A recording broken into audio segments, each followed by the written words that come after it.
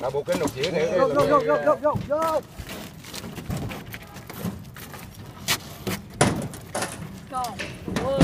Wow.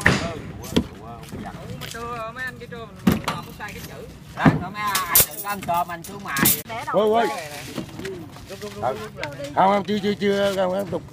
Mình kê cái này rồi, mình kê cái đó nữa rồi rút này ra được rồi. Rút ra được rồi. Kê rút ra quay bên kia để làm bên kia. Được rồi. Nó thả đi. Tụi bay qua đây.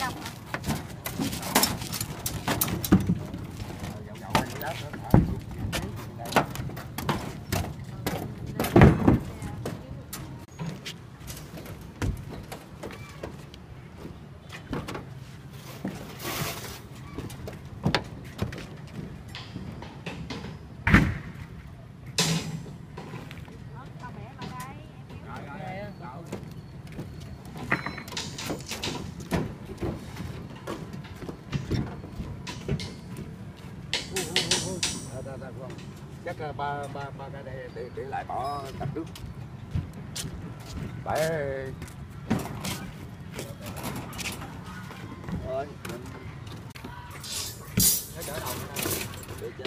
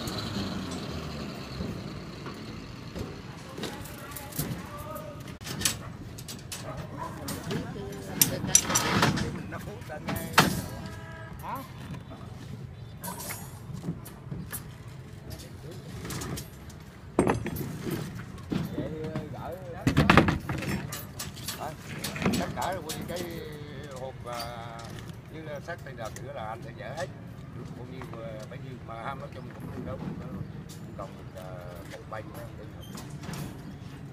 đại cài á, đại á mà không lấy 2 cái hộp là lấy 2 hộp đây cái lỗ chỗ đây á là cái lỗ chó này á, dưới cái cây sao leo cái đường nào nữa ngoài kia tao bỏ đỏ mấy ổng không dám đi, không dám.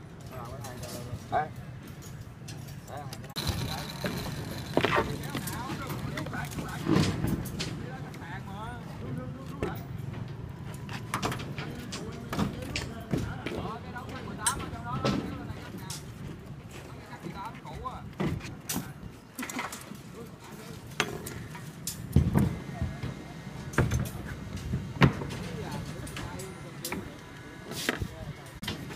Đó.